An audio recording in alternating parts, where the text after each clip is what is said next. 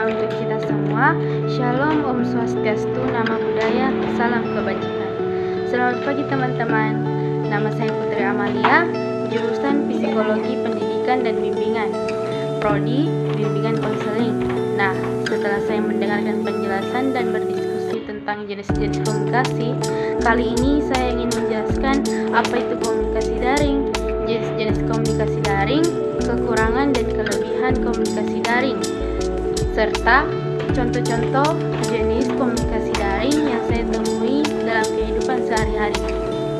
Pengertian komunikasi daring. Komunikasi daring atau biasa disebut sebagai komunikasi online, mungkin secara tidak sadar sering kita lakukan sehari-hari. Komunikasi jenis ini terdiri dari dua kata, yaitu komunikasi dan daring. Kata komunikasi berarti melakukan hal tertentu yang berkaitan dengan pengguna informasi yang seragam agar bisa menyampaikan maksud kepada orang lain secara jelas. Sedangkan daring berarti berada dalam dunia maya atau dunia semu.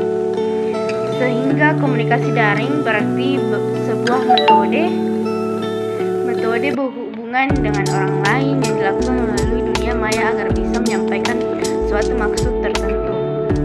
Selain itu, juga dapat diartikan sebagai proses pemindahan informasi dari orang lain satu ke orang lain melalui jaringan internet. Terdapat dua jenis komunikasi dalam jaringan, yaitu komunikasi sinkron dan komunikasi daring asinkron. Satu, komunikasi daring sinkron adalah sebuah cara berkomunikasi dengan menggunakan komputer sebagai media yang terjadi secara serempak atau real time. Contoh komunikasi daring sinkron diantaranya adalah teks chat dan video chat. Dua, komunikasi daring asinkron adalah sebuah cara berkomunikasi menggunakan perangkat komputer dan dilakukan secara tunda. Contohnya komunikasi daring asinkron diantaranya email, membaca atau menulis teks di WhatsApp, dan lain-lain.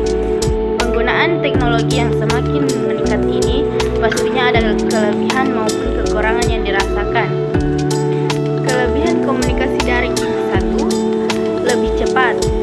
Maksud dari itu melalui komunikasi daring dengan memangkas waktu yang lebih cepat untuk bertukar informasi. Selain itu bisa lebih cepat dan efisien untuk menghubungi mitra bisnis atau kerabat. Kedua, menciptakan lapangan kerja. Teknologi juga menciptakan lapangan pekerjaan baru bagi beberapa bidang seperti analisis sistem, program komputer, perancang web, pengembangan perangkat keras, dan perangkat lunak. Banyak peluang baru lainnya yang diciptakan oleh teknologi komunikasi informasi. Dan yang terakhir, ketiga, perbaikan sektor pendidikan. Ini dimaksud internet telah menciptakan berbagai program komputer untuk digunakan dengan generasi yang berbeda di berbagai belahan dunia.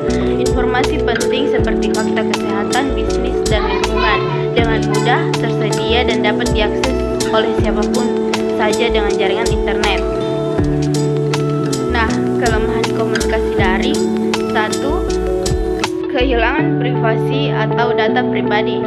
Maksud dari meskipun internet telah membuat komunikasi menjadi lebih mudah, lebih cepat dan nyaman, masalah privasi telah muncul. Kedua, berkurangnya kesadaran berbudaya.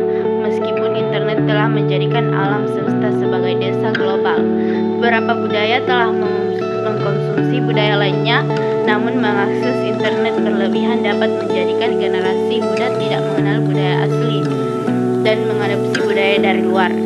Ketiga, menyita konsentrasi. Melaksanakan komunikasi daring tidak pada tempat dan waktu yang tepat dapat mengabaikan atau menunda hal yang lain, bahkan membahayakan orang lain meskipun diri sendiri. Maka dari itu, perhatikan tempat dan waktu saat kita berkomunikasi secara daring.